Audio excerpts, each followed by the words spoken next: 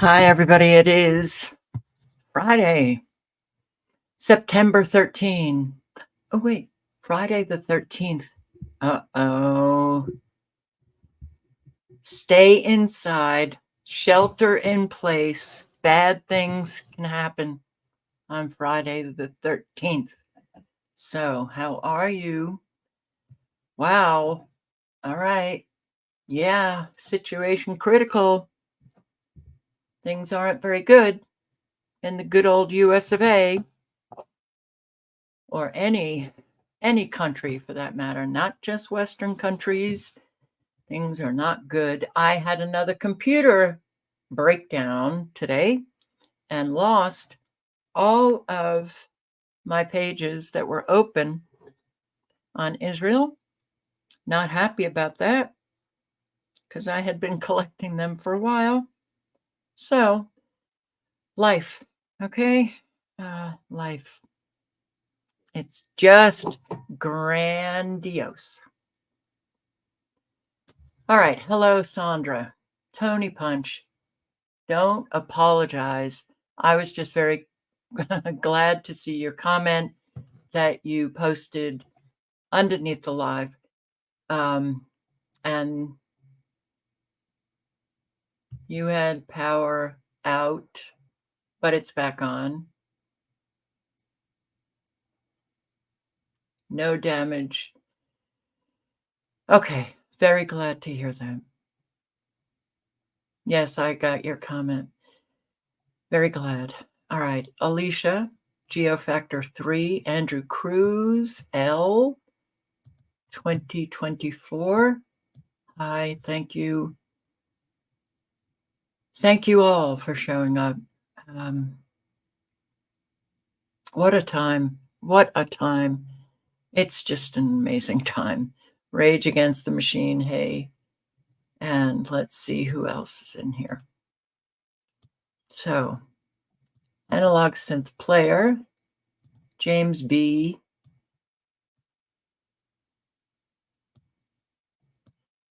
Space Indian, and Shauna Howard, hi.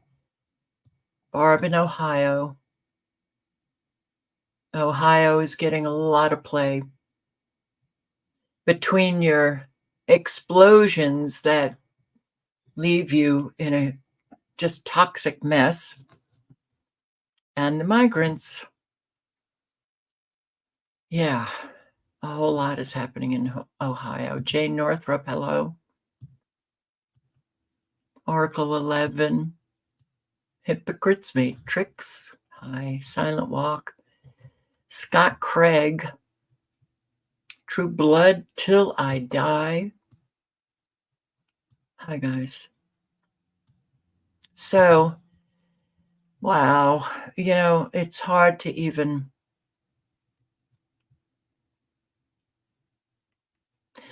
I said 12 years ago, prepare your psyche for an evil that is unimaginable, because even 12 years ago, we were living something very different than what we had lived previously. So now I'm going to say that again. Prepare your psyche for an evil unimaginable, and yet the unimaginable has manifested, and now we get to witness it. More coming, unfortunately. More coming. So let's just do a quick look at radar.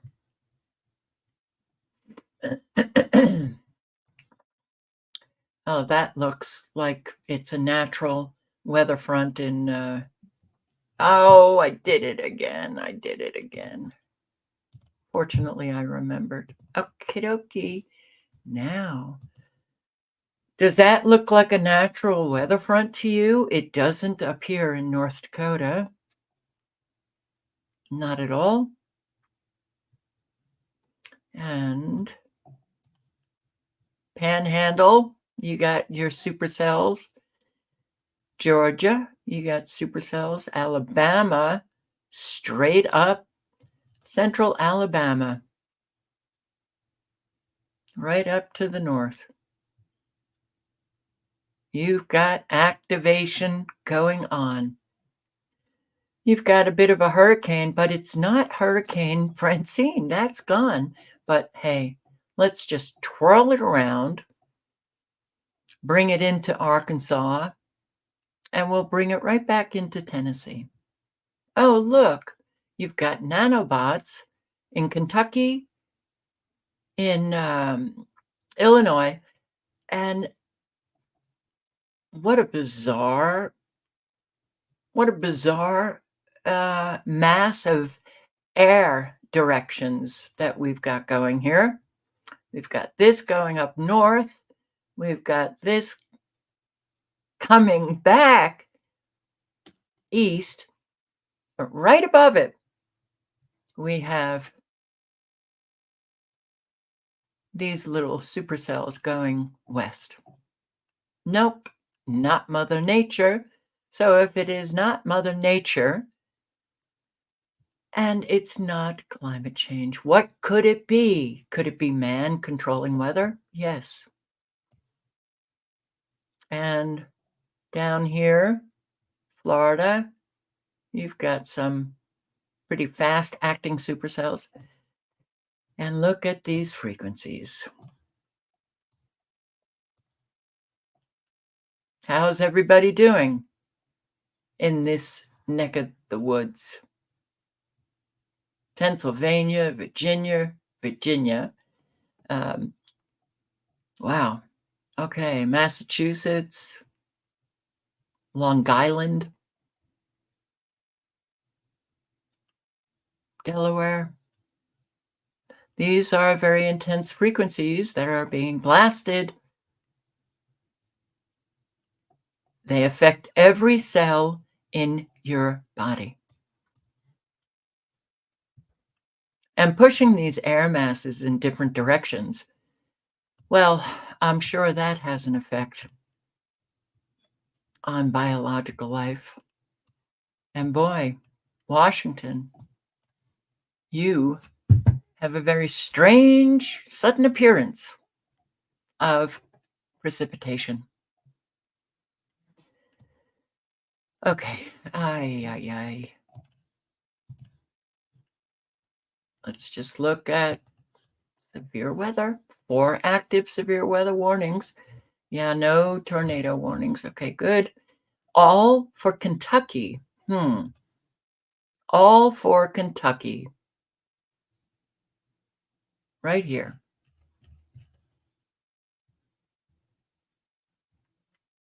Western Kentucky.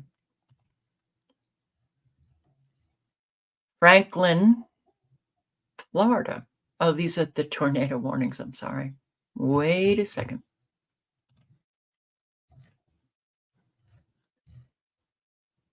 Hopkins and Webster. Okay, that's 2. Apalachicola, special marine warning. Severe thunderstorms capable of producing waterspouts.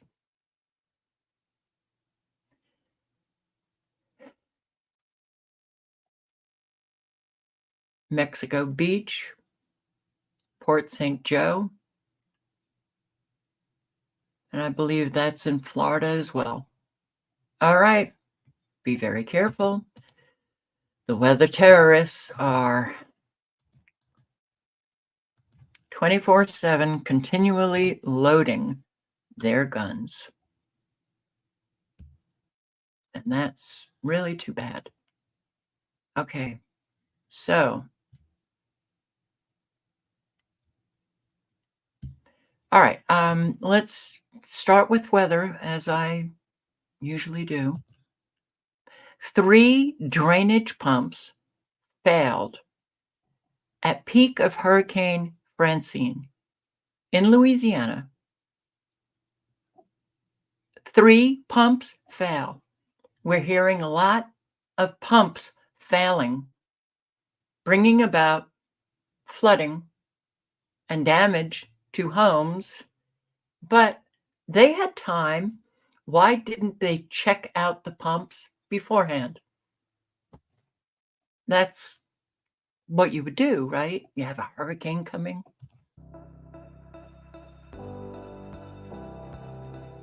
The drainage system in New Orleans,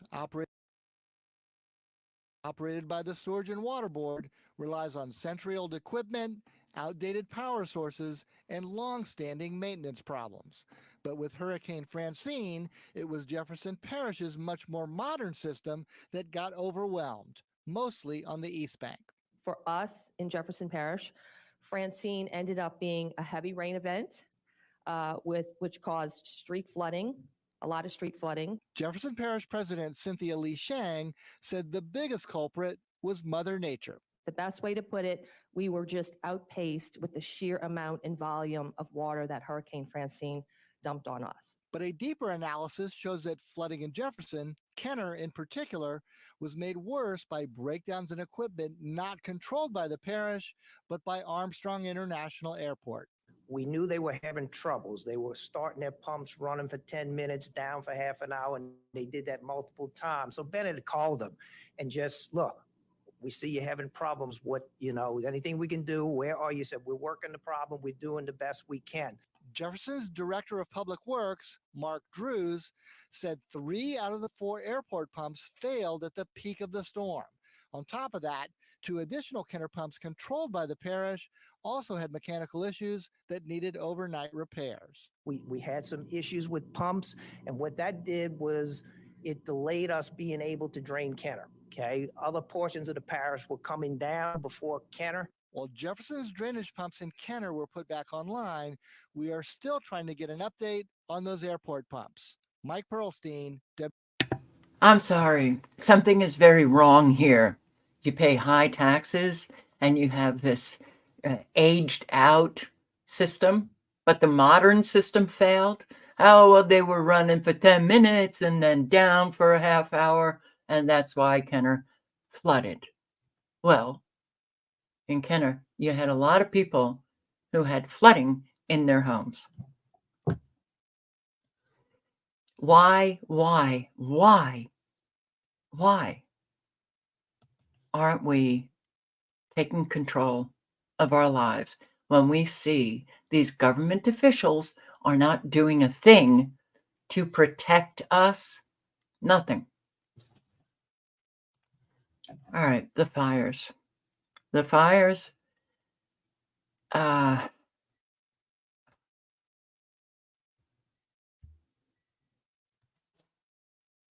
Los Angeles surrounded by fires. This is Brush Junkie. Link is in the chat. I really hope that you subscribe and circulate Brush Junkie's videos, because we don't have a lot of people talking about these fires anymore. Some are no longer with us, like a Plain Truth. And many, I don't know where they are. Don't want to say that they gave up, because now we have platforms up the wazoo and people are just scattered all over the place. And that, I said years ago, when YouTube started getting really bad and more platforms were popping up, that we were going here, there, and everywhere, that we should have had a coordinated platform. We should have coordinated our move out to one specific platform, because still people know YouTube, but a whole lot of people don't know, that they can get information on other platforms. If we had organized and just all agreed to post on one platform, we might have gotten, traffic that way for people who were looking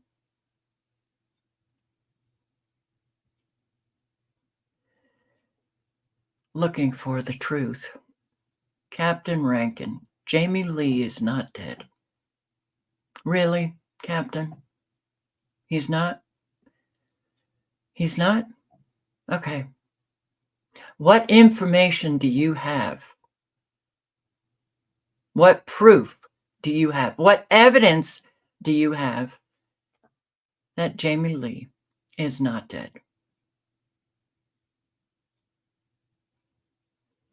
Come on, there's not too many people in the chat. I'm going to wait. I'll wait for your answer, Captain Rankin.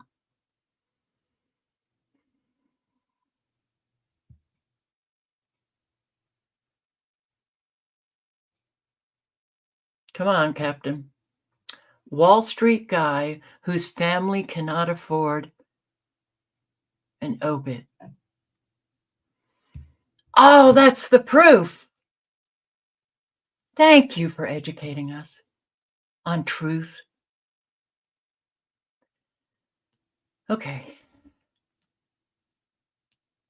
Do you know his family? Do you know what was going on with his family?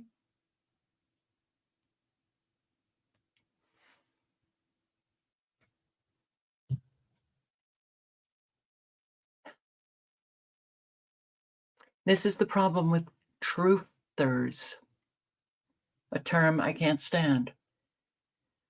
They write things, they make it public, they think they know, they don't have evidence, they don't have proof, and voila, rumors get started. Not good. Not good.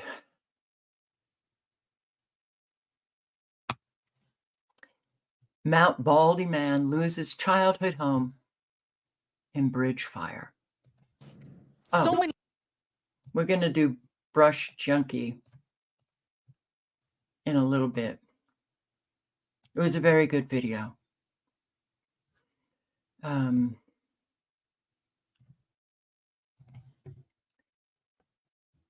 It is heartbreaking to see this happen over and over and over again. Many homeowners haven't been back up the hill to see their properties, but we spoke with one who was able to walk us through what's left of his home.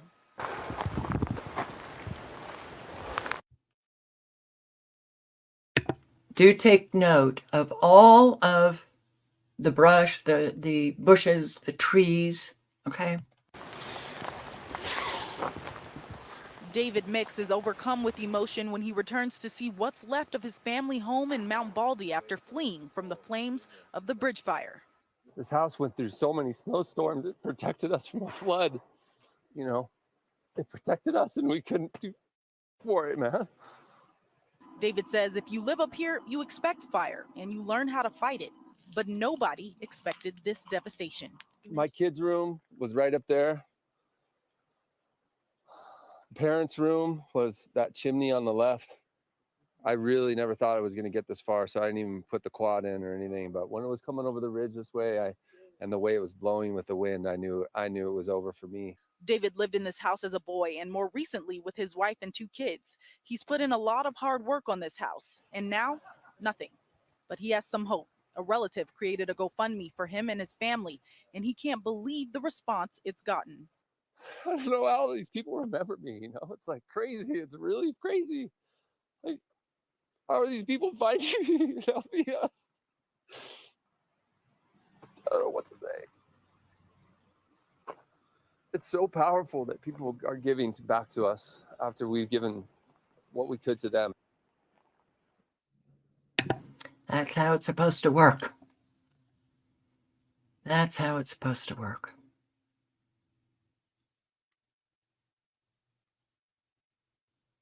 Captain Rankin, when you write things like, believe what you want, I get it.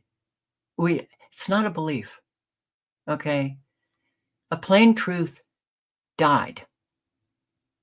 When you leave comments like this, that you can't back up, what are you saying about a plain truth? What are you saying?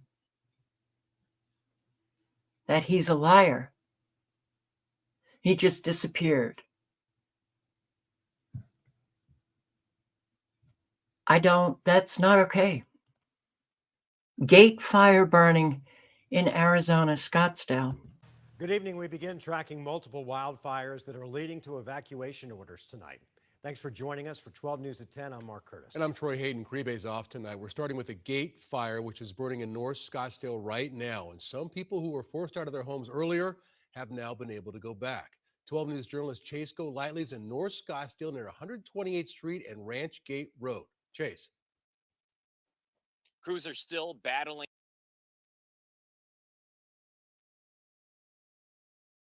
this fire right behind me, the Gate Fire. You can see the glow of it off into the distance. Now, the latest updates that we received from the Scottsdale Fire Department is that the fire is still at no containment, but evacuation orders have been lifted. But this isn't the first time this area has had to deal with a wildfire that forced many out of their homes. From their backyards, people saw the Gate Fire making its way toward them. Extraordinarily scary. Craig Alheim lives in the neighborhood just east of 128th Street and Ranch Gate Road. At first, he said it was just smoke. Then when the wind shifted, it was shockingly fast. The fire was heading right toward him. Flames were at least 20 feet high. It was unbelievable, right outside my home. That's when he was told to get out. The police came in and said, "You got to leave now. Gotta leave." The Scottsdale Fire Department reports the fire started just before 2, and they believe it started as a debris fire in someone's backyard that got out of control. Aircraft were seen dropping fire retardant with 150 firefighters on the ground. Some homes were told to evacuate, but everyone was ready to go if needed. Been a little bit emotional. Captain Dave Folio with the Scottsdale Fire Department says crews did whatever they could to protect the homes. There was a lot of fire back there, bumping up to their fence lines, bumping up to the homes. So we put ourselves in way of danger to protect some of those structures. Right now, we're a few miles west of where the fire is currently burning, but we're actually standing in the burn scar right now. And just to show you how close it got to homes, the burn scar ends right here, with the nearest home about 100 feet away. No embers flew. These fires just kind of miraculously end. They stop. All right, we're going to play several minutes of this, and I'm going to put the link in again. And thank you, Brush Junkie, for keeping up with all of this, along with your, I can't remember his name. Is it Sean? Shane. Thanks, guys. Here, I wanted to point out that it's burning by the metal. And then here, I wanted to point out these branches are enveloped by like a thin layer of flame, which it looks very unusual. Okay, so yeah, that was some really strange damage. We saw a lot of aluminum that was melted. We saw glass that was melted. And the only things that seemed to remain were steel and stone. Okay, so now I'm going to go into each fire one by one. And I want to play this clip from Desmond Shaw. He's a reporter who is on the Sky Cow chopper. And he does a really good job at reporting these fires. Now, this would be the eastern edge of the fire, the head of the fire, if you would. As we pan to the left, I'm just trying to give you a little perspective. It's a smoke event right now. It's going to change when it gets hot. But that's Yucaipa off to the left side of your screen, off the 38. Down on 38, there is an area called Mountain Home Village that is somewhat threatened. It's right down on the bottom of your screen. You'll see some houses down in there. I want to pan back to the right. It's right in that area. But we'll go to the right and then show you where the fire started. Now, see all that smoke? You see that dot? That's where the fire started Thursday at 6 o'clock. Now we'll come off and go to the satellite view. We got to go off there and go off the satellite view. And that gives you an idea where it burned. It burned to the north of where it started, up towards the 33, up towards Running Springs and Lake Arrowhead. So we'll come back off that and go to our live shot, or our shot without the satellite up, and push into that area. Arrowhead is up there. Running Springs is up there. I want to pan back to the right. It's right in that area, but we'll go to the right and then show you where the fire started. Now, see all that smoke? You see that dot? That's where the fire started Thursday at 6 o'clock. Now we'll come off and go to the satellite view. We got to go off. There was another one of those places that was affected, and there were even roadblocks, just like there was, in some of these other fires. And there was a lot of traffic, and people had trouble getting out. I do want to show a clip from Big Bear about the roadblocks. It's because of these road closures here that even we just met one man who says that his teenage children are in an Airbnb in Big Bear. He left, and when he came back, he couldn't get back to them. Yeah, so the kids were stuck up in Big Bear, and he was unable to get back to them because of the road. And I spoke with a subscriber who lives in Magalia, and that is a town next to Paradise. And her home, well, she was living in Paradise, and the fire got her cat as well. So her cat died, the home was gone. The fires that they were having just about a month ago, or maybe 6 weeks ago, in Northern California, very close to Paradise, in Chico, Magalia. I was talking to her, and she said that these kinds of experiences, they put you in a position where, okay, now we're having another fire. The smoke got so bad that she ended up going to a hotel for a little while to get away from the smoke. But you get scared to leave. You get scared to leave. She has a dog now that she loves. So she's scared to leave because she's not sure, especially with that fire that was taking place in the Chico area. She said, because she doesn't know that she'll be able to get back, that there won't be a roadblock, and she's got to get to her dog. So when she was working, it literally, and I can understand this because any kind of traumatic experience changes you.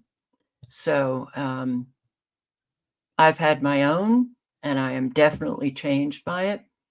All of these experiences. Can you imagine having your children in a home and you can't get through because the road has been blocked and there's a fire? Okay. Blocks. So we hope that, someone else was able to get in and get them, or they were able to find another ride out with another evacuee. All right, so now I want to go into another fire. So this would be the next one that started was the bridge fire that started in the Angeles National Forest near Glendora. I do have a picture of one of the structures that was impacted, but I also have some videos that I want to show as well. So now we're going to go into the bridge fire, and I want to show this structure as it burned.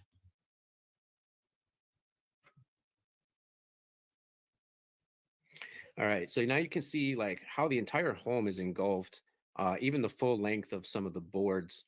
And it's a very, very violent fire, as they would say. You can see just how much of an inferno it is. Did a lot of damage to that structure, at least.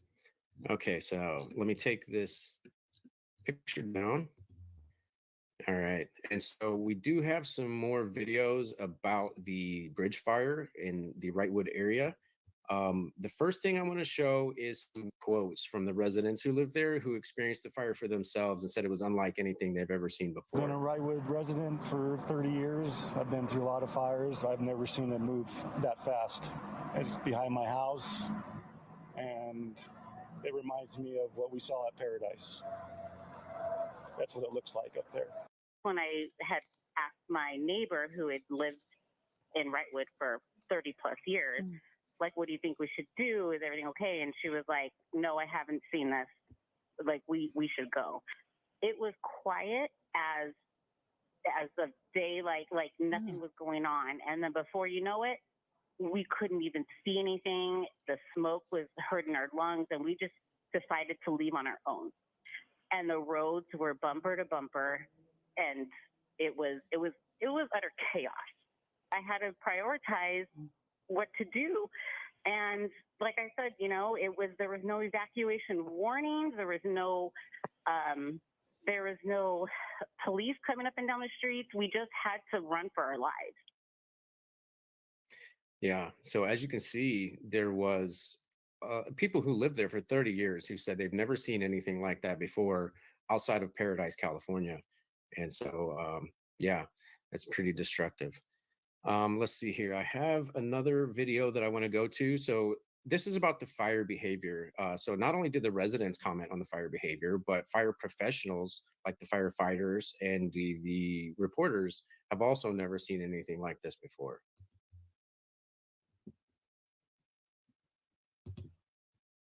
Whoops, that's the wrong video. I misclicked. Here we go. The fire activities is extreme. It's probably the most extreme I've seen in 20 years. A number of fires raging out of control in Southern California tonight. The bridge fire in the Angeles National Forest has exploded in size over just the past several hours. Once we can put that threat to rest, then yes, we have our damage assessment teams will come in and start to wrap our heads around what took place. I spoke to one of your battalion chiefs earlier. He described it as some of the scariest and kind of wildest fire behavior that he had seen. Is this kind of on par with what you saw? He said it literally exploded in a matter of minutes. Yes, down the road, a half mile, a mile, we're seeing very active, erratic fire behavior.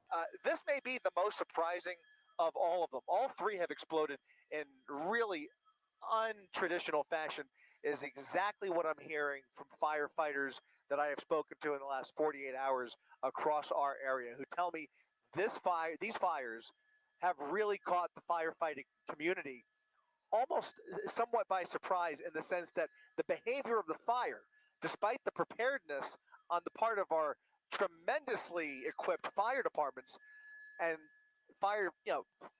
firefighting agencies across the region, the behavior of the fire is just different. They say it's just different than fires and fire seasons of previous years. So take for that what you will, or with that what you will, because for me, I certainly can't remember, certainly in the last 10 years, anything quite like this, where you have three major fires all burning in 1 week without very much wind.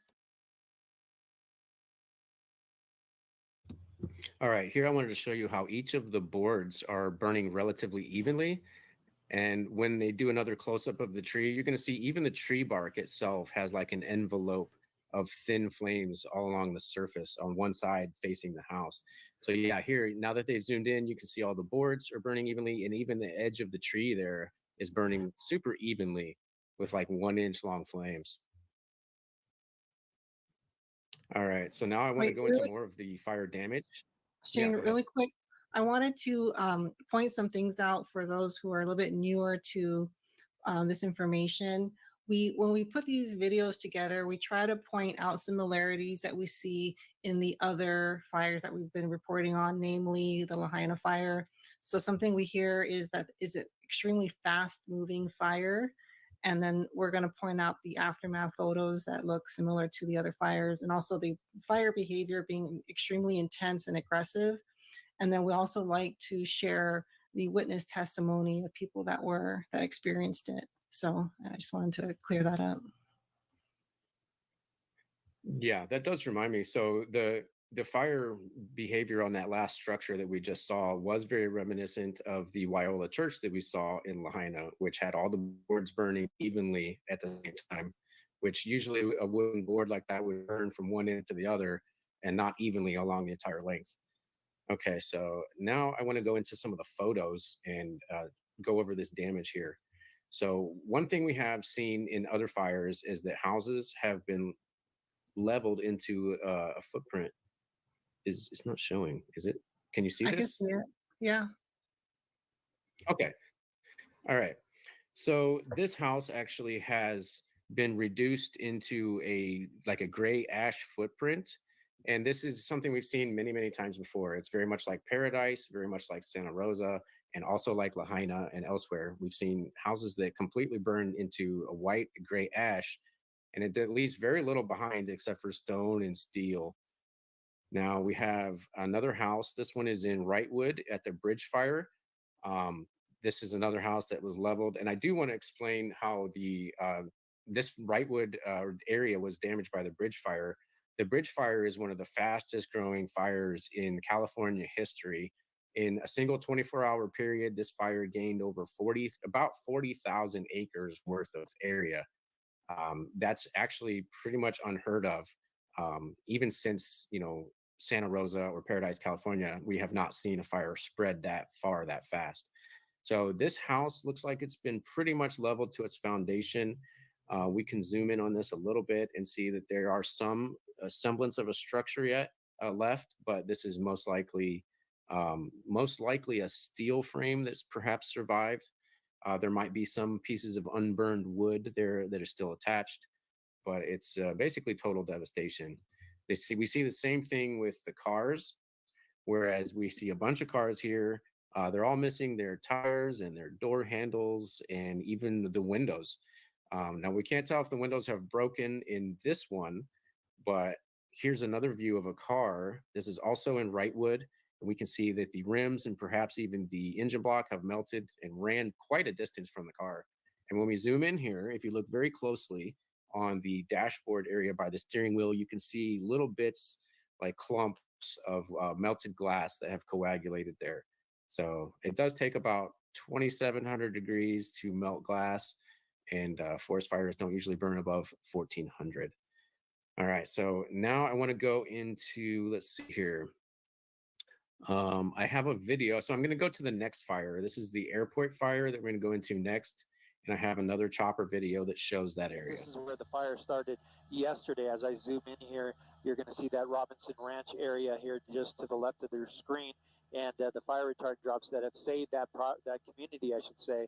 And the fire that raced up Trabuco Canyon all the way up to Santiago Peak, the fire did get into the communication towers area there, but fortunately it sounds like there's been nothing lost there, but the fire did continue to stretch out towards the north. In fact, you see that one of the tankers flying through the shot there. They've been laying down some fire retardant drops on that line. That's the latest overhead up in Sky 5.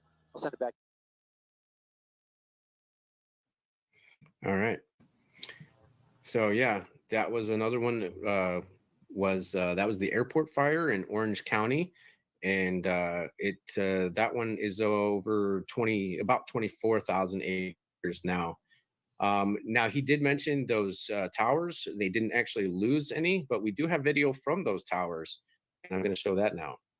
As you see here, this is time-lapse video of the fire in the Cleveland National Forest as it approached. You notice the pink stuff on the lens? That was fire retardant from a drop. It may not have helped. As we see, it burned right up and past those communications antenna.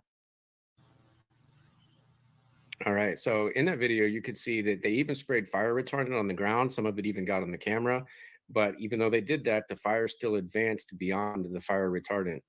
But however, those towers were actually saved. So somehow the towers were not destroyed. I actually did see a broadcast, and it looked like the fire was coming up the mountain to the communication towers, and then it literally just veered off and went around the communication towers. Like it was purposefully steering itself away from the communication towers. I'm going to have to tomorrow because I don't want to bring it up right now, but nanotechnology can be used not just to create these supercells in the atmosphere, not just to create clouds, but also to create fires. And I remember, and I cannot believe I can't remember her name, but she has written books. She lives in Washington, and she was brilliant on the technology being used. She wrote a book about the chemtrails. Oh,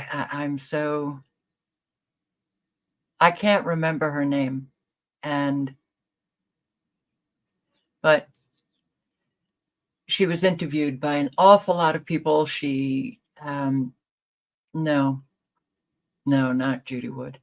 But she also did a lot of public presentations.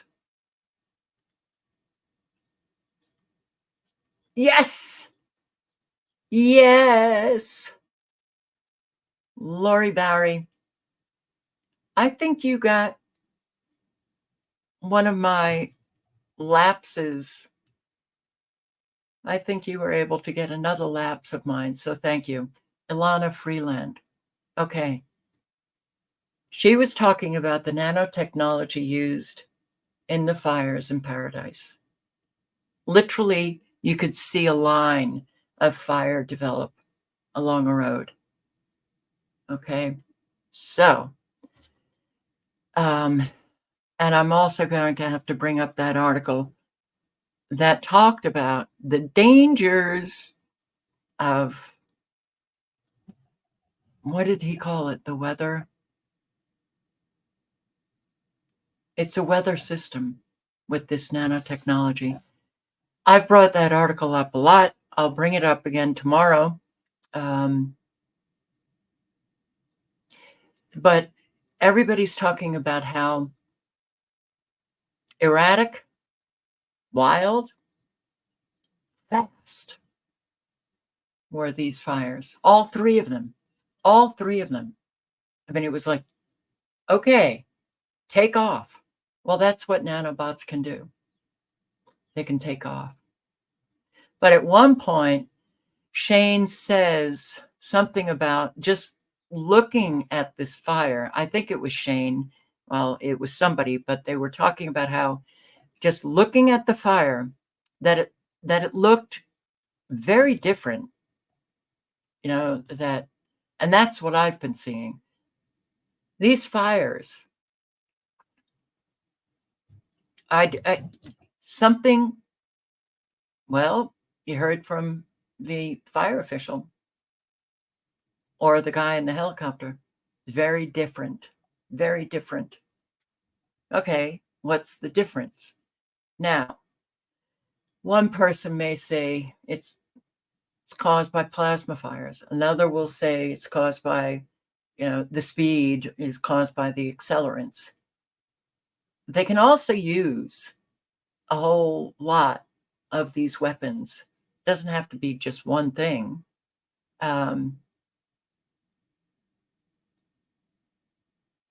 So, yeah.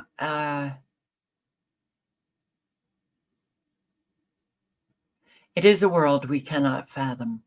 That's why a lot of people just want to, say, oh, you better up your medication. You're a conspiracy theorist. These are people that are so gone in their minds that they can't even open the mind for a little bit to consider that what we are facing now, everything is intentional. And no, sorry, it's not the hot and dry.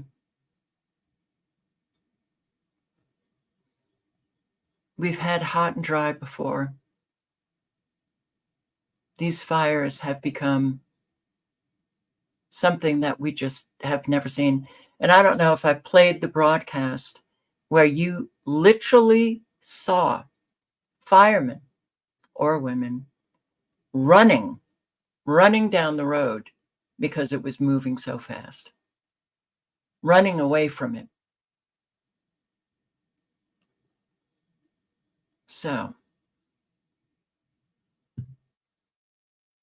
it's, a lot of people are getting destroyed by it all. So the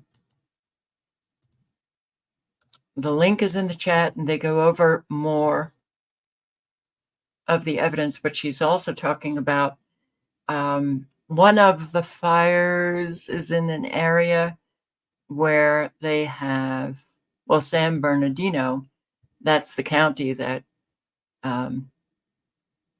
these fires were in, or Riverside, San Bernardino. 2050, the future is ours. The 15-minute cities. So they bring that in as well. Lahaina, the plans, all of the plans they have. Now, I am telling you, and I have not shown all, but I am telling you the number of homes that are exploding or set on fire for some reason. We never get to hear the cause of any. Oh, it's under investigation. Okay. Well, here's another one. And this is pretty amazing. I won't tell you why.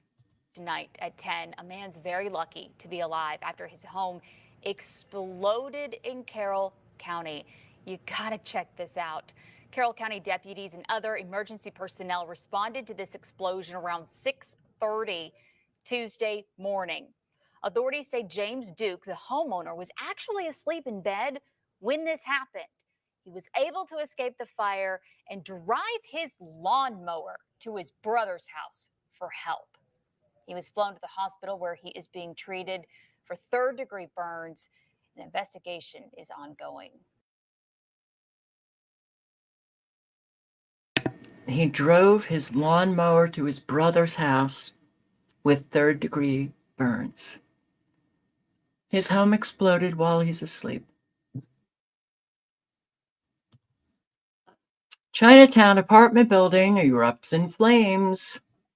Breaking news in Chinatown. That's where firefighters are rescuing people trapped in a burning apartment. Sorry, there's a lot of Chinatowns all over our country. This is Los Angeles. Apartment building. Gigi Garcia is live at the scene with the story. Gigi. This is a greater alarm emergency for the LA City Fire Department. Joining me now live, Captain Adam Van Gerpen with LA City Fire. We see 3 buildings that are on fire right now, and we see firefighters, your firefighters, up on that 3rd floor where it's actually burning right now, looking for any possible victims. That's correct. So this morning at 3:43, our firefighters were dispatched to a well involved. This is a vacant apartment building that was under construction. So they quickly went defensive on this. There was a heavy fire showing on their initial arrival. This is spread into 2 other adjacent apartments. So our firefighters, we went defensive on this fire immediately, and then we started an offensive fire attack on the apartment building that was next to it. So there's been a total of 5 patients so far. One of them is critical condition, has been transported to the hospital. And as you can see, our firefighters are continuing to fight this fire aggressively. We do have firefighters on scene who are inside that building actively searching for additional people and still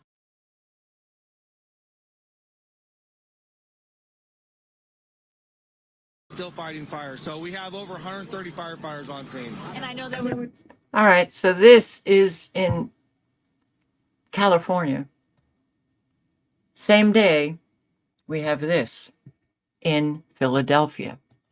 Quite some time right now, and you can see this building. It is fully involved, fully engulfed. Philadelphia firefighters have been attacking this fire, from all angles, trying to not make it spread beyond this building. But you can see what we know about this neighborhood. It seems like it's a mixture of a little bit of industrial, a little bit residential as well. You can see row homes really very close to it. So no doubt they are trying to make sure this fire does not spread much beyond the building itself. Right. And you can see, we saw earlier, there were sparks flying out of the building and they were landing in some nearby trees, those trees catching fire, multiple cars right at the base of the building that were on fire. It's still unclear exactly what this building is, but you can see water just rushing down the streets from all of those ladders that are trying to at least contain the flames, if not put them out so that they can try and protect some of these homes. Looks like, just a massive effort in this Frankfurt neighborhood. Yeah. Look at this fire. Look at how hot it is. The entire building is engulfed in flame. You've got more fires igniting over here.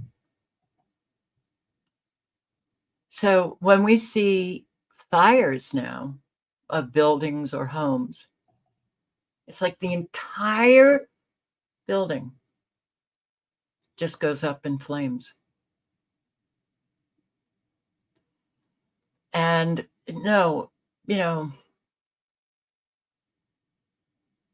it does, to me, seem rather suspicious. That's all I'll say. 4 million gallons of raw sewage leaks into Pinellas neighborhood in Florida. Sewage all over. Millions of gallons. Imagine it, millions of gallons of sewage spilling into your neighborhood. Why did it happen on this street, and where did all that water go? Good evening, I'm Keith Kate. And I'm Stacy Scheibel. Thank you for joining us. The rupture of a very large sewer line in a Pinellas County neighborhood is causing problems and frustration for homeowners. Yeah, it's a 24-inch force main sewer line, and it broke, and it's not the first time something like that has happened there. Now, this time, 4 million gallons of untreated wastewater leaked into the neighborhood just off Boca Ciega Bay in southern Pinellas County. News Channel 8's Jeff Patterson is there for us tonight. Jeff, that's a tremendous amount of sewage. Good evening, Keith and Stacy. It is a tremendous amount of sewage. Let's put this into perspective for you. This pipe down here, this green pipe, is the pipe in question. It's a 24-inch force main pipe that carries raw sewage from here to Boca Ciega Bay, from here to the Cross Bayou Water Treatment Plant.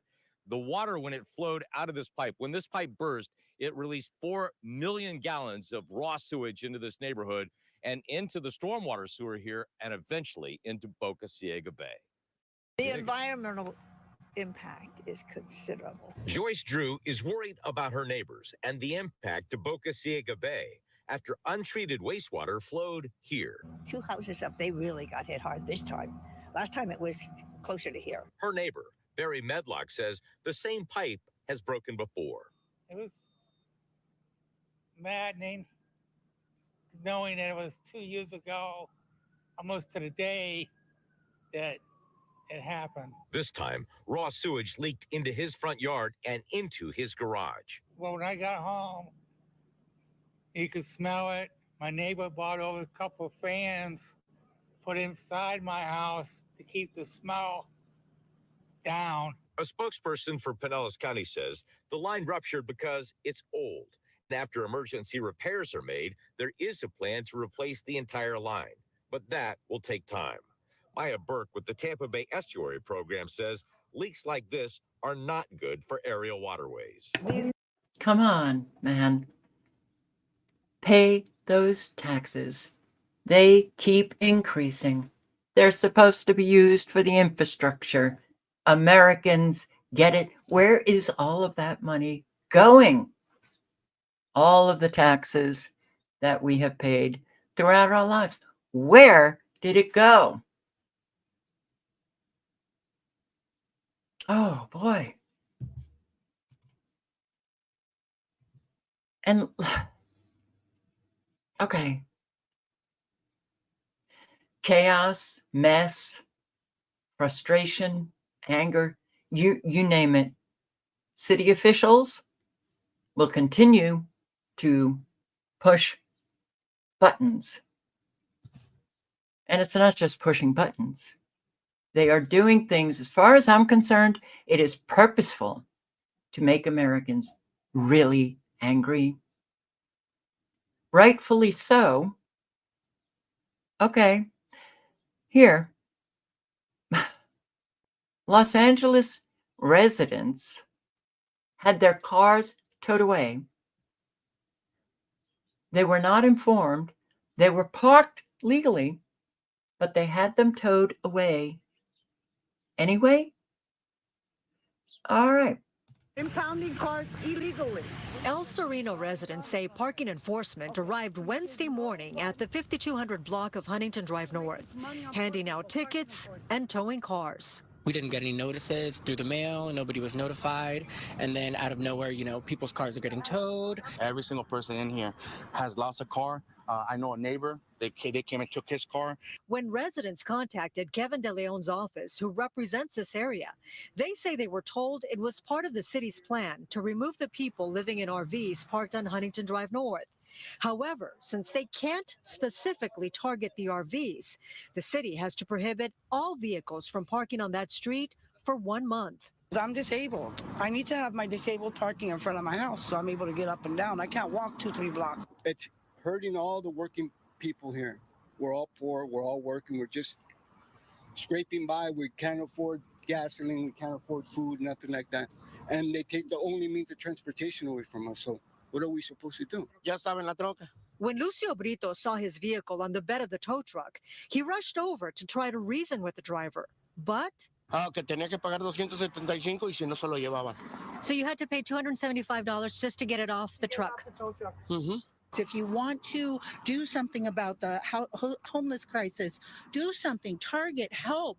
But instead, you're burdening us. The RVs, the main target of this operation, left Huntington Drive North, only to move less than 100 yards away. How does that make sense? When Deanna Sullivan called De Leon's office to complain, she says a staffer enraged her. He was so rude and just like, listen to me.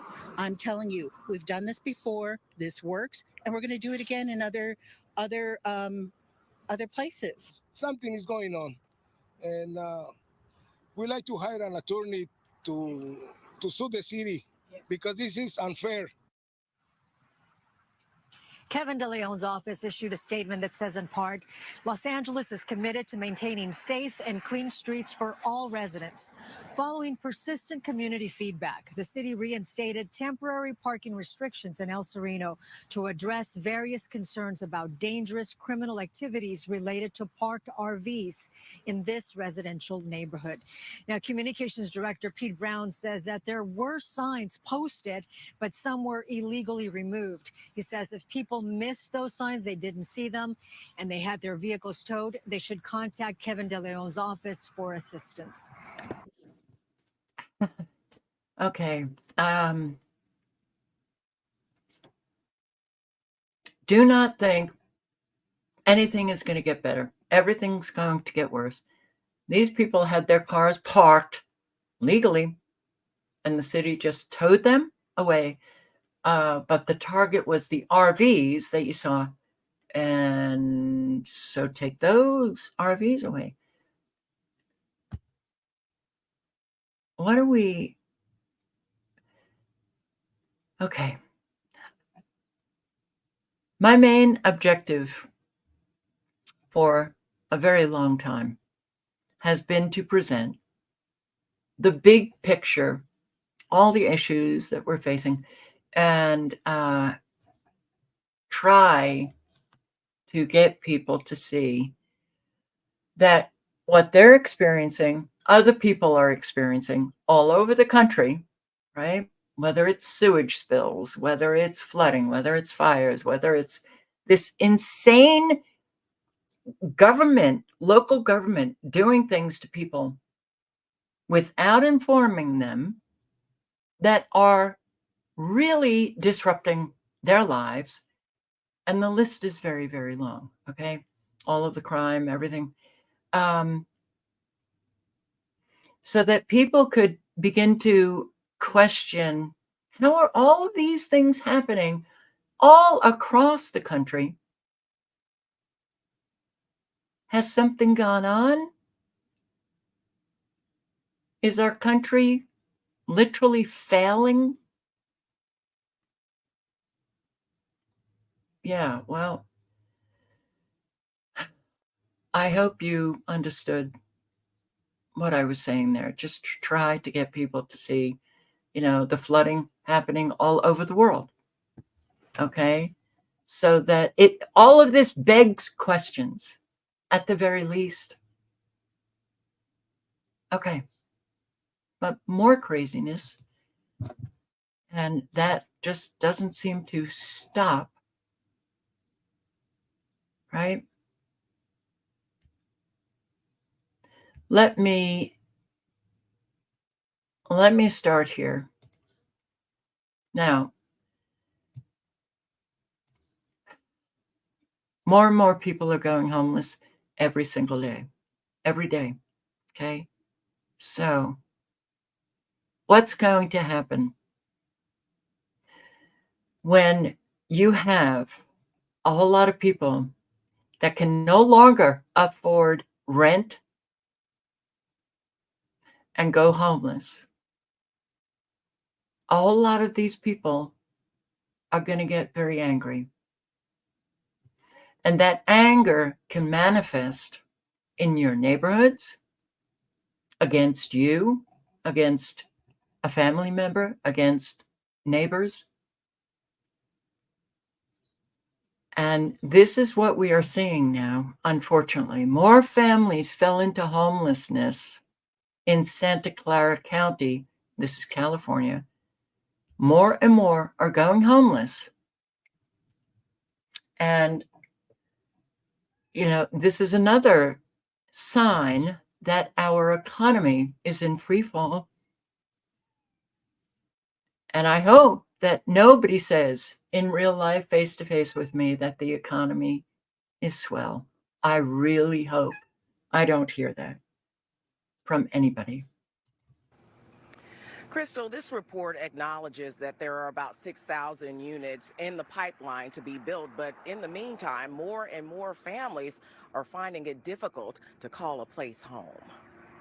So there's a lot of families in RVs, and there's a lot of unhoused families that don't want to be seen for obvious reasons, but they're definitely there. Destination Home reports that in 2023, 830 more households experienced homelessness than the year before. The data also shows that for every one household placed in stable housing, another 1.7 households became homeless. The numbers of people that are out there unhoused, is so huge. It's kind of incomprehensible to many people. And the amount of housing that's available to them is minuscule compared to the population. Under the county's 5-year community plan to end homelessness, 15,810 people have been placed in housing since 2020. The goal is to have 20,000 people housed by the end of 2025. All right. I included in a live stream, I don't know, about a month ago, the multi-millions that have gone missing in California in particular, that was supposed to be going to the homeless issue and just missing. So there is a lot of profit to be made off of the backs of the suffering. And boy, all of these agendas, profit is being made. Open borders, homelessness, the housing crisis. Yeah. All right. Halifax senior couple forced to live in a tent. I showed a video maybe about a week ago or 10 days of a Canadian couple, but you didn't see the husband, you saw the wife who's living in a tent. And I believe she's 80 years old. Okay. They got an apartment. Good. Very good. This is what should be happening, especially for all of the elderly. Last week, Judy Howe and her partner George Gilmore were living in a tent off University Avenue. Both in their late 70s, the couple had been sleeping rough for the past 7 months after a so-called eviction. Never been in this kind of situation in my life, and I never want to be in it again. Thursday morning, they were getting ready to view their last apartment, thanks to help from several community members, before returning to their tent Friday. We've applied and we've applied. It's the owners or the landlords who don't want, apparently, people our age in their building. But all that changed this afternoon when Howe and Gilmore were approved for the apartment. Here's the keys to our apartment. Yay! The property manager says ever since she heard the couple's story, she knew she had to help. people that are 75 plus years of age struggling on the streets and living in tents, specifically with the winter weather coming. Any normal person would jump in if you have an opportunity to help somebody in that situation. And I've been trying to reach out to the ones that have been advocating for her to get in contact to kind of make this happen. And today was the day, thankfully. With move-in effective immediately, they are finally breathing a sigh of relief. They say it's all thanks to the generosity of strangers. Thank you, guys. I reached out to the government for assistance, and the government hasn't done nothing for say. I text them, I called them. Pretty well volunteers. We got a guy that's paying their anonymous donor. We don't know who it is. He's paying for the first month's rent and the damn spots, and he put us in a motel for the weekend by the train station. Yeah. It was like $1,000 for the weekend. He put us up there. Their yearly lease costs about $1,700 a month, including utilities. We got this apartment, and we're very, very happy. I am extremely happy. And How great community comes together. Things can actually happen. Don't count on government doing anything. Navy vet in Detroit hit with blight violation before his 101st birthday. Day I came here, I believe it was on the 17th. Yeah, you have a good memory. I believe it was the 17th. What day of the week was that? You're doing pretty good. Samuel West loves Detroit.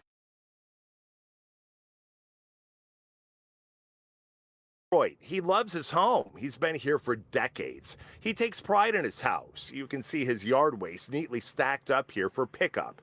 So you can imagine his surprise when he received this violation from the city of Detroit. The issue? His roof. What do you think when you got this notice on your door?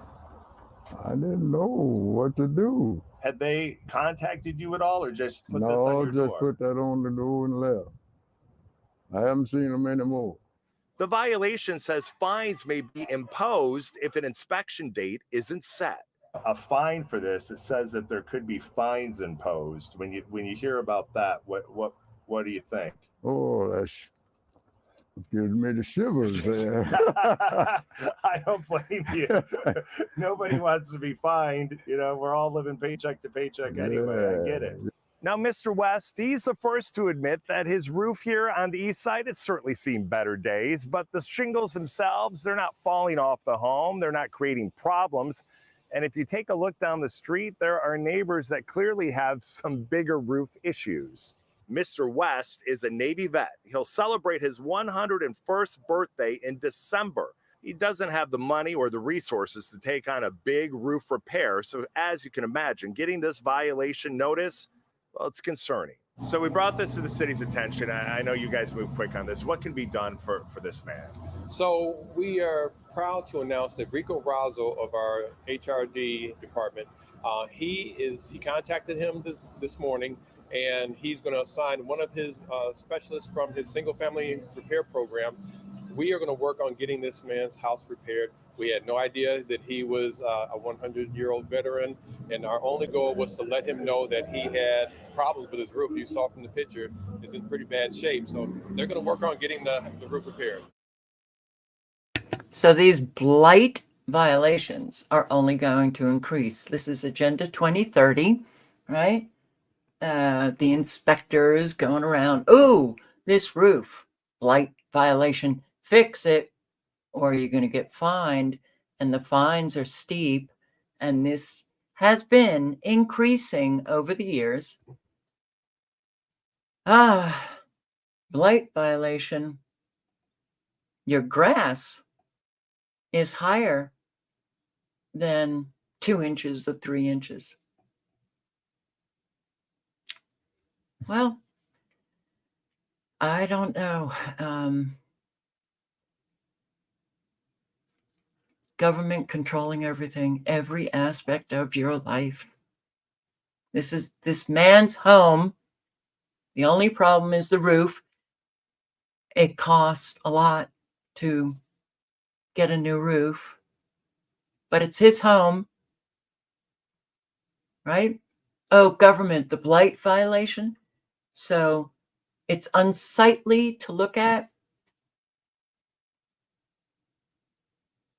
Oh, man.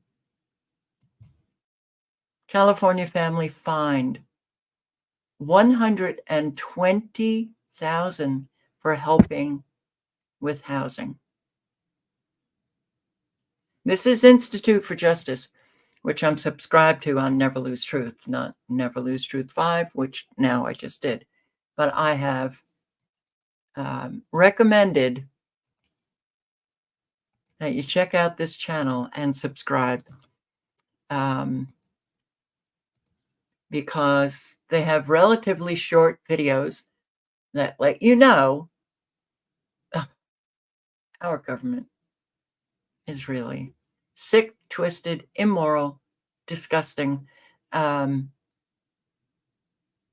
evil, greedy, and not working.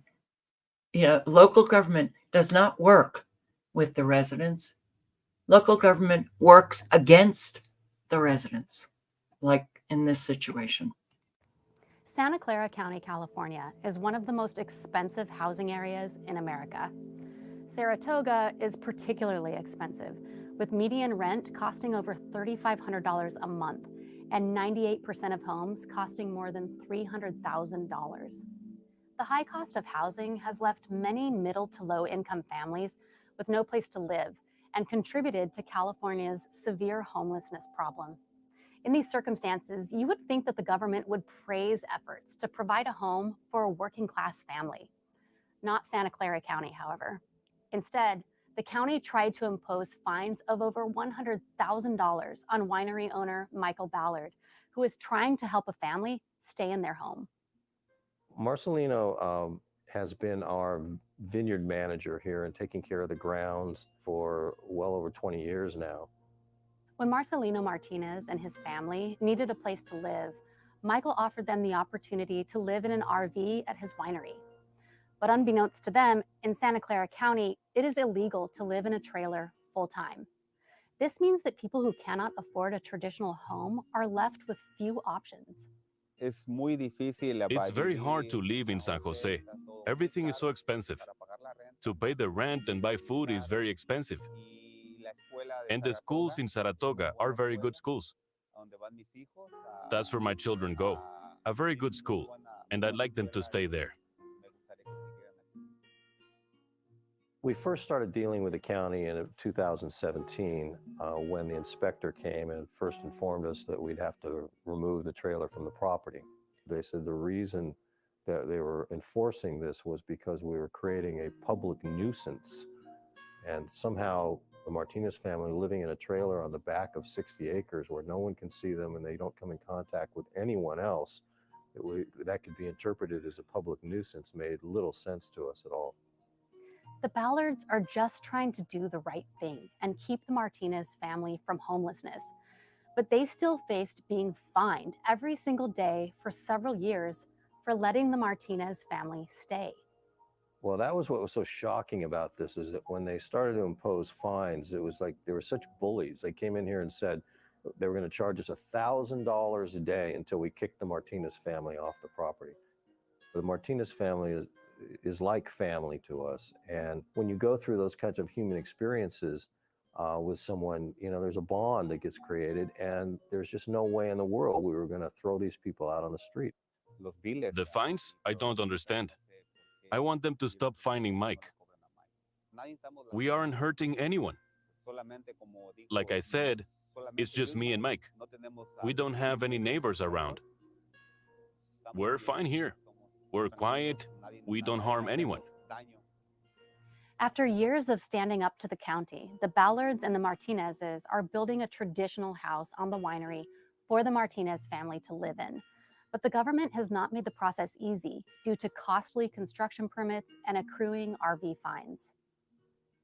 Getting permits and getting all that work done and doing all of the studies that have to be done to qualify the permits is very expensive, very time consuming. And the whole time that we're pursuing that, it's daily fines are building up.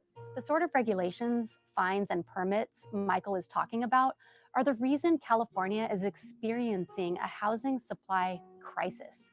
They increase poverty, homelessness, and drive hardworking families like the Martinezes away from good schools and services. If I have to leave, I don't have any other choice than to look for a different job and take my children to another school because I don't have enough money to pay for rent. It's too expensive. Santa Clara County should not fine people for doing something that is not only harmless, but actually helps people. It certainly should not fine them such an extreme amount, an amount so high that it violates the Constitution's prohibition on excessive fines. What the county is doing is both bad policy and unconstitutional. That's why the Ballards have teamed up with the Institute for Justice to challenge the county's actions in court. Yeah, I would hope that in the end, the county would be made to recognize that good Samaritan behavior should not be penalized, that it should be encouraged, and that if everyone who is in a better position than another were to take someone else under their wing and help them, that would actually be a better solution and might actually solve some of the homeless problems and some of the poverty problems that we have in this county. Yeah, well, we don't live in a country that is good. This country has just grown so increasingly more and more evil throughout the years. Where are the good soldiers to fight the evil? A whole lot of people in Santa Clara need to stand up. I mean, really? You sell the property. Nobody can see it. You know, can't have an RV on your property. What right does any government official have to force you to not have an RV on your property? Well, we've bowed down to government for a very, very long time. And boy, are they taking advantage of the power that we give them. We give them the power over us. And a whole lot of people are really struggling because of it. So, God, there's so much.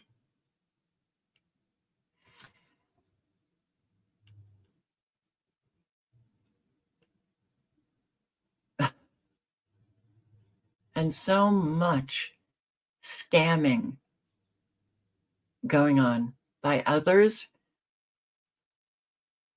We let loose the criminals. We let loose, the psychopaths, and they are ruling the day. I don't know how people can do this to a 91-year-old woman in this instance, but a whole lot of scammers go after the elderly. Did it again. What do you got here, Miss Rodriguez? What is all this? I have the check. Some people send me those check. 90-year-old Fidela Rodriguez's kitchen table is covered with mail solicitations offering to buy her home. They look like handwritten checks made out to her. Do you believe these offers? Yeah. You believe these I don't offers? believe it. Fidela already has a contract to sell her home, but she's trying to get out of it. She has removed all the pictures from her walls in case she has to move out quickly. She doesn't have anybody. Nobody to talk to. No neighbors, nobody. Polly Agbara, Fidela's pharmacist, called the I-team after Fidela showed up at his pharmacy in tears, worried she would lose her home over a real estate contract she signed without consulting anyone in September 2022. And they came to her house. Just sign here, sign here, sign here. So she didn't know what she's getting into. She didn't know that she's signing away her property. Fidela met us at the pharmacy so Polly and his assistant, Waleska, could translate. How did you find out about this company that was buying houses? I hear in the radio, in my car, those people, they buying house and they help the person who's selling the house to move any place they want to go and take it all the stuff. Fidela, originally from Puerto Rico, wanted to move back to Buffalo, where she lived 18 years ago before her husband died, and where she still has a few elderly friends. I don't have nobody here to help me. She called that number from the ad and reached Problem Property Pals, or PPP. The salesman showed up and she signed a contract to sell her property for $100,000 with a closing 2 months later. They made me sign some paper, and I say, those papers that I signed, what is this? I don't can read it in English. You didn't get to read it in Spanish. No, I don't read it. They don't give me nothing in Spanish. They only in English. Court documents show PPP arranged for movers to come to the house on October 28th. Fidela said she was told she needed to be out of the house that day.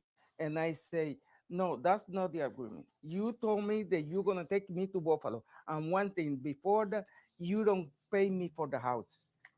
And he say, when you get into Buffalo, then we pay you.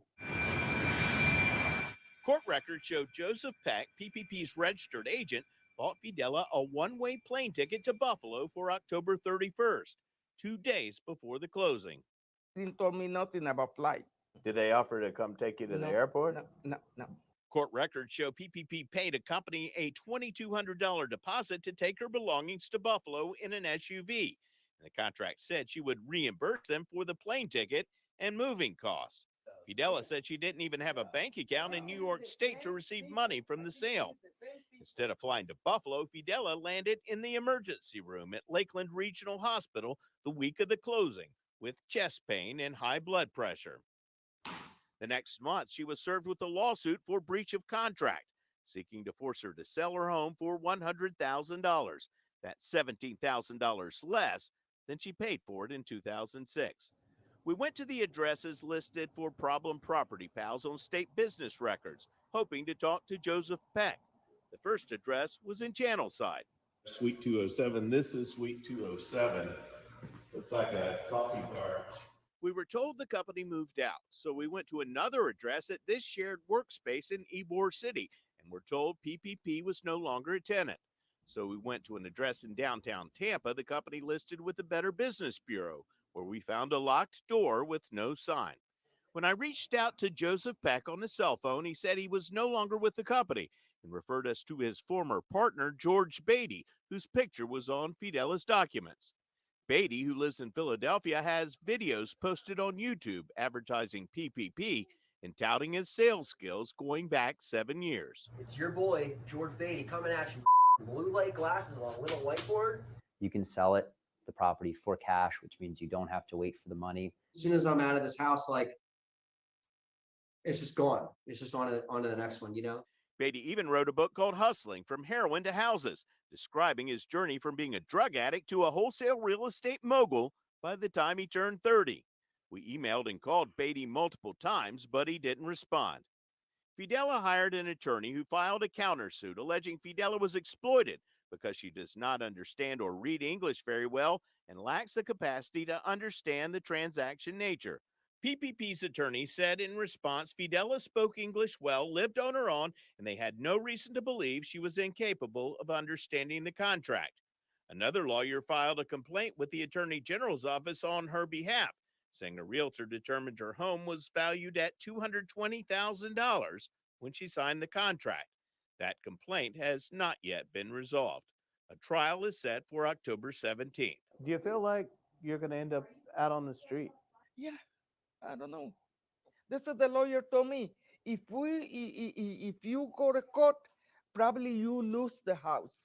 Her friends at the pharmacy say they'll stand behind her. If she lose the house for any chance, she's not gonna end on the street. I'm gonna be with her. She can stay on my house until we find a place for her. This is America.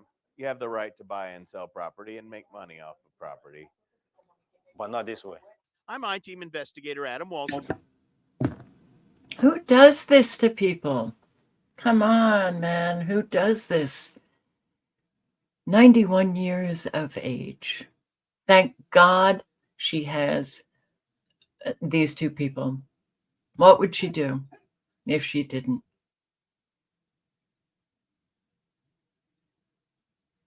Natural law, living by natural law. You do not take any kind of action.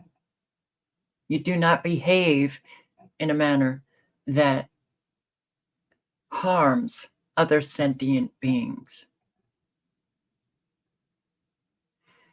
We have a system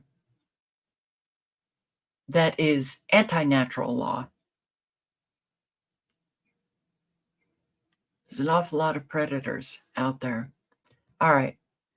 Now I'm going to get to what is happening with the migrants, with crime in our country. And it is really, it's just accelerating every single day. But I'm going to start with this. Somebody promising to solve it. I want to thank my subscriber for sending it along. It's a little loud.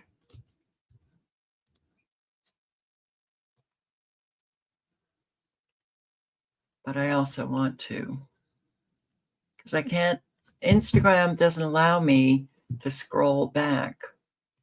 Okay.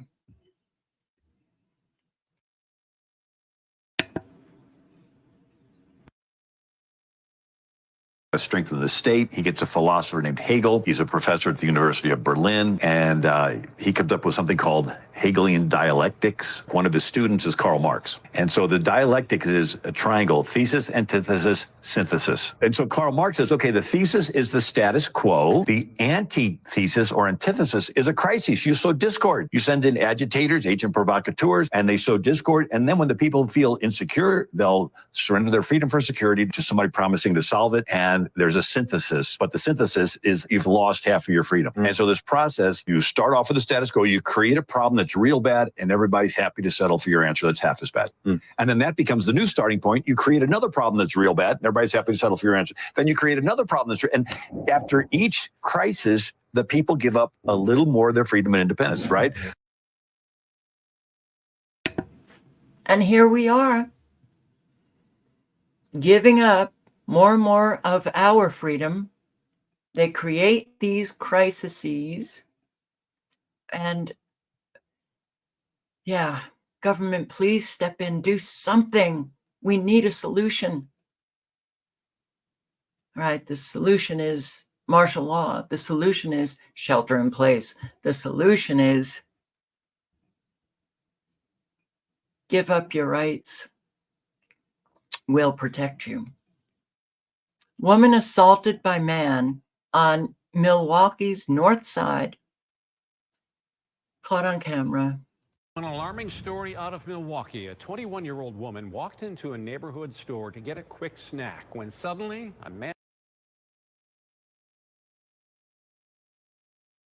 she didn't know assaulted her and took off. Today, the victim of that assault and her mother are sharing the video. CBS 58's Catherine Merck shows us what happened. The young woman we spoke to said she was planning to go to this McDonald's at 50th and Hampton, but the lobby was closed after hours. So she made a walk over to a nearby liquor store in her neighborhood.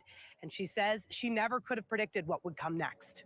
As I'm grabbing my stuff, I walked to the cash register, and out of nowhere, I just got impacted. The woman in this video is 21-year-old Nia Jones. She was getting a quick snack when her Saturday night took a turn for the worse. He hit my face right here, and he hit my head as well. I was scared. I was anxious. She's still in shock after surveillance video recorded her assault inside Jack's Liquor on Milwaukee's north side.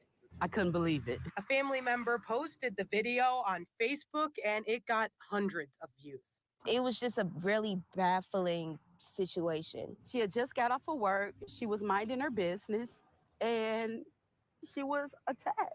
Her mother, LaToya Jones, was heartbroken to see something like this happen to her eldest daughter. She didn't do anything to deserve it. The family says they're in the process of reaching out to law enforcement to make them aware of this man. Okay. Situational awareness, unfortunately, There's only so much you can do when these things come up from behind you and smash you in the face or head.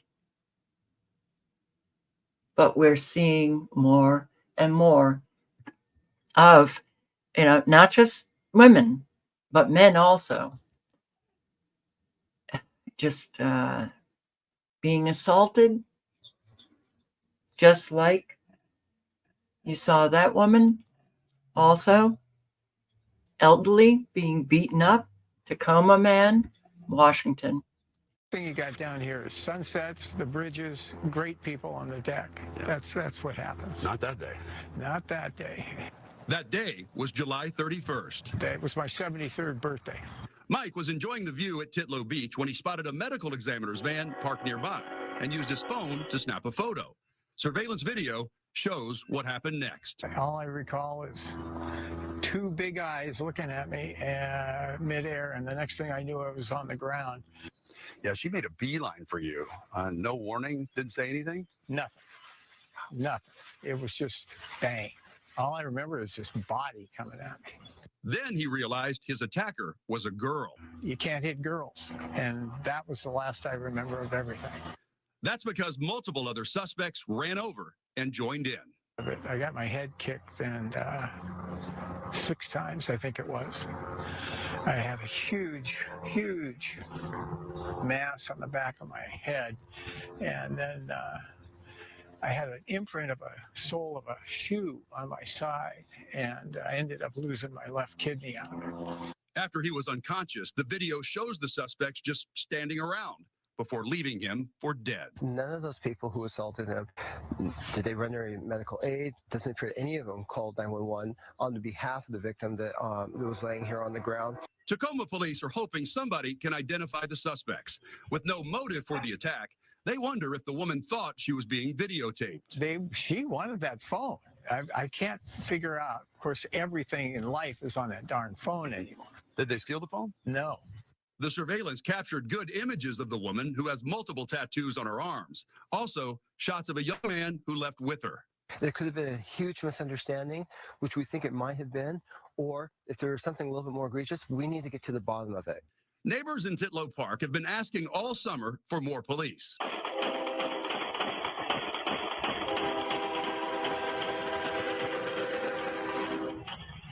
In June, bullets pierced a woman's home, lodging in her wall. I was fearful of how close it was, but I had no idea that it penetrated our house. Afterwards, somebody put up a display nearby with dolls hung from nooses. You're basically on your own down here. Mike wants the city to bring back park rangers. They've got rent-a-cops now. They have no authority to do anything. The attack Mike survived has left him more fearful. He still has a long road to recovery. But nobody seems to ask questions anymore. The immediacy of violent attacks. All right, so maybe she thought that he was filming her, right? You don't ask him. You can't. No, that's not how an awful lot of Americans roll now. It's 3 teenagers in custody after bloody attack on elderly men. They need to be charged, everyone involved, and the parents. Teenagers under arrest in Milwaukee for a shocking attack captured on some disturbing video. Good evening, and thank you for joining us tonight. I'm Natalie Shepard. I'm Jessa Brycebeck. We appreciate you being there. And yes, that video is quite disturbing. Multiple videos, actually, of a group of people beating up elderly men has the community outraged tonight. 3 teenagers are in custody in connection to the attack. As CBS 58's Stephanie Rodriguez spoke with the family of 2 of the victims about what they would like to see happen next. She joins us live in Walker's Point with the story tonight. Stephanie? Natalie Jessup, it was here in this alley that those 3 men were beat bloody by a large mob. The attack has the Southside community asking for accountability. There was no physical threat from the elderly gentleman, my uncle and my dad. Felipe Martinez tells me this video that circulated on social media shows his father, Freddy Vega, and his uncle, Jesus Andino, being assaulted by a group of teenagers on Wednesday. Apparently, there was a fight that stemmed at Bradley Tech, which is the high school nearby, and it proceeded to move on to McDonald's. Martinez owns the building next to the fast food restaurant on National Avenue the two were standing by. He was telling us to move away from the vehicles. And at that point in one of the videos, you can see that my father kind of intervenes. He's telling my uncle to leave it alone. Out of nowhere, they just start throwing punches. Another man, a 53-year-old, was also injured. Milwaukee police confirmed 3 males, 2 14-year-olds and 1 15-year-old, are in custody facing action. It's so hard for me to even see this, to witness it, to watch it. But yeah, our teens today are not what the teens were not too long ago. How about this paramedic? Everybody, I'm Luann Strell. This former paramedic is now behind bars in Volusia County. And that's where Fox 35's Stephanie Baffamonte is joining us from tonight with the very latest on this case. Good evening, Stephanie. Good evening. The sexual assault happened about 3 years ago, but it is coming to light now through another investigation that uncovered this cell phone evidence. The sheriff tells me when they went to go interview the victim, she had no idea that this happened. He described this case as disturbing and shocking. I've been doing this 49 years, and this is probably one of the worst crimes that I've seen by someone that has been entrusted to provide a level of care and violated that to unimaginable ways. According Now, the next Springfield, Ohio, Pennsylvania. You thought Springfield, Ohio was the only town being overrun with migrants? The immigrant population here in Charleroi has grown by more than 2,000% in the last 2 years. First, check out this news report about schools struggling to keep up. It's a big challenge that we just couldn't have seen coming. These are the faces of children who don't speak English and often endured dangerous, traumatic journeys to reach the U.S., who now attend Charleroi Elementary School.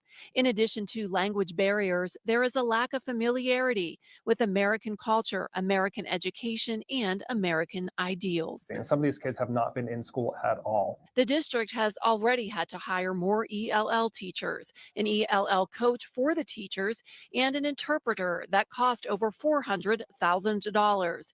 And with the growth expected to continue, the district projects spending another $300,000 next school year. But while the struggles are inevitable, the district says they embrace the change and welcome the diversity to the community. Of course, that is their greatest strength after all. Now let's take a look at this article from the Mon Valley Independent. Out-of-control car causes damage in Charleroi. A car crashed into the porch of one home and nearly hit another Monday afternoon in Charleroi.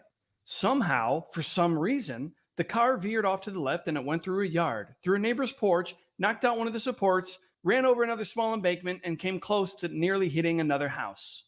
Witten said the incident could have been much worse, especially due to the time of the accident and its proximity to a school bus stop. It's not the first time and likely won't be the last time first responders have to help at the scene of a vehicle into a structure. Witten said his department handles similar calls all the time and he doesn't understand why. I have never seen a town respond to so many of these calls, Witten said. Our response area has more vehicles into buildings than anywhere else. I just can't figure it out. Well, I think we all know why this is happening, don't we? Springfield, Ohio is having the exact same problem. There have been firsthand reports of wrong-way drivers on one-way streets, drivers ignoring stop signs, and red lights and other traffic issues. These Haitians are running into trash cans. They're running into buildings. They're flipping cars in the middle of the street. Driving around Springfield, I was looking at the giant holes in some of our buildings. Boy, can you imagine if a kid ended up getting killed by one of these people? 35-year-old Armanio Joseph, charged with vehicular homicide, entered a not guilty plea. Boy, I bet the parents must be pissed at the government for putting them in this situation. I wish that my son, Aiden Clark, was killed by a 60-year-old white man. Wow. Psychotic. Anyway, back to Charleroi. Here's what a Charleroi city council member had to say about the car crashes. We've had about enough with that. I've got immigrants in a duplex living on the other side of the street from me, my front main street, and there was a two-car wreck out there. One immigrant wrecked into another parked immigrant's car, and it was like, here's the police up here again, and I'm thinking, you got to be kidding me. We ended up, that was 3 in one day. Our speed limit is like 25 miles an hour. It's probably 15 going through our alleyways. How the heck can you wreck? I brought this up at our last meeting. I had it on the agenda. We need to, we put that out there with our signage because of all these automobile accidents. The federal government, state government, I don't give a crap who's it. They need to pay for all new signs for our town and in American language, in English, and then if it has to be Creole, if that's the dominant second race that's in town, then Creole, so they can understand what the hell to do when they get behind the wheel of a car. I expect you will be hearing more about Charleroi very soon. And an awful lot of smaller towns that are inundated with illegal migrants. It's your government, local, state, and federal killer, Julio Caesar, an illegal who broke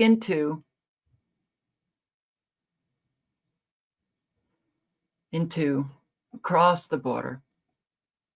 He broke in, butchered a husband, wife, and 2 children, then set the house on fire. An illegal from Dominican Republic murdered the entire family. Upstate New York. Irondequoit Police Chief Scott Peters emotional at today's press conference as we got a first real update from Saturday's scene that we now know resulted in the death of a family at their home on Knapp Avenue. A crime scene unlike any other for Irondequoit Police Chief Scott Peters. This was a horrific scene. In almost 32 years of doing this job, I've never seen anything like it. Shock and horror from the Irondequoit community, a family of 4 victims of a homicide in their own home. This is Labor Day. It's supposed to be joyous day, spending time off with your family. This family doesn't have that anymore. This family is forever going to be, half their family's gone in an instant. Irondequoit Police providing an update on the investigation and naming the 4 family members killed. 30-year-old. How about name the killer? Illegal migrant. El Paso chaos. If you want to read, I'm only going to read a couple of sentences, but the chaos. Oh, I hope you're ready for it. Weekly wrap, El Paso chaos, violent trans teacher, Kamala lies. All right, I'm just doing El Paso chaos. The link is in the chat. But so she starts off, libs of TikTok, Venezuelan gangs taking over, apartment complexes in Colorado. Earlier this week, another violent gang takeover of the Gateway Hotel in El Paso, Texas.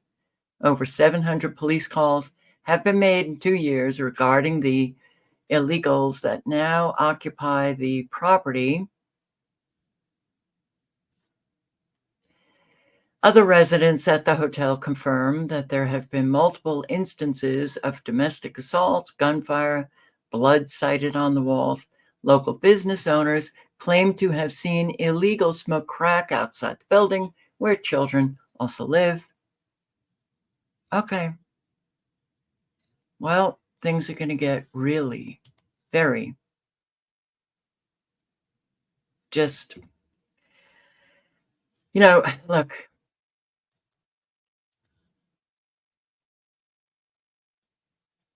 we are looking at an increase in crime, whether illegals, Americans. The increase is really very significant. And in fact, I have more. Woman reportedly stabbed near gas station in Hollywood, California. Suspect on the loose. Florida man stabbed by two men in unprovoked attack at 6 a.m. while taking his daughter to school. A woman wakes up in Santa Monica, California, wakes up to find a homeless man exposing himself inside her home. Tampa police warn about a large group of bicyclists taking over Bay Area in Tampa streets after weekend incident, and whether they're on these scooters or bicycles. We've got an awful lot going on here that people are terrified by these gangs. 3 cats found mutilated, cut in half, Houston. Shocking gang rapes in Germany. Okay, we're not the only ones. So, citizens take action as immigrant crime soars. All of this is going to get a lot worse. So an awful lot have been, I can't vote for Trump. He's a dictator. They put Trump in as a selected president. All hell breaks loose. The dictator that a whole lot of people talk about becomes real. And he declares martial law. There are so many scenarios that can take place, but we all know they're not good. Okay, so I do hope, that you're somebody that will stand up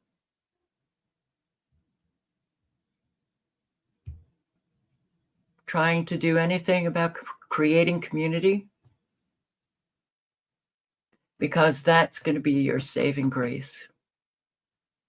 The people that you can trust in your community, all banding together to help one another, to protect one another. Because what we are looking at, well, let's just say it ain't sweet.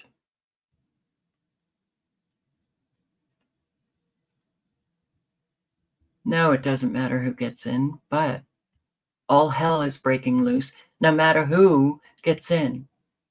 Kamala Harris, they select the right, go berserk.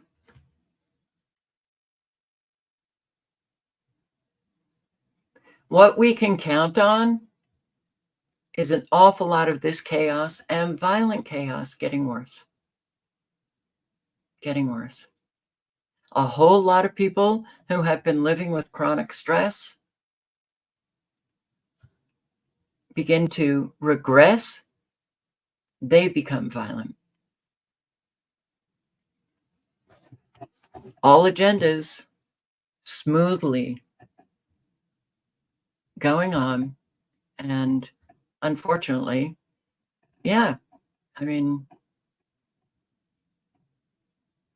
not a whole lot of people are doing anything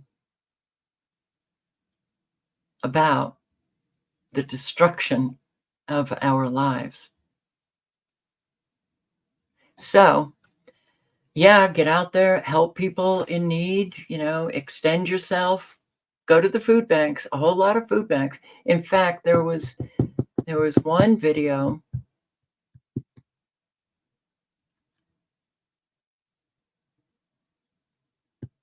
There was another video, and I don't know where it is. But it was Springfield, Ohio, a food bank that, because of all of the Haitians coming by to take the food, and they claim that they just take it to sell, a whole lot of the homeless citizens, residents, are not being fed. So they were feeding, I think the numbers, I can't recall, so don't quote me, but about 50 of the homeless in this area. Then the Haitians show up, 300 taking the food. And the homeless just don't get fed. All right. It's going to be a lot more anger. And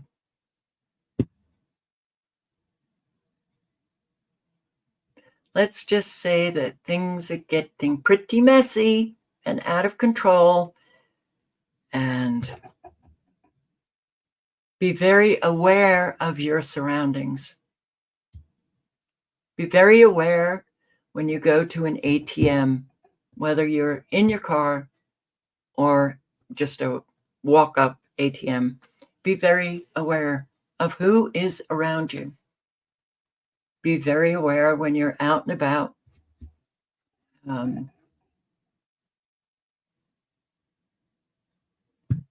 And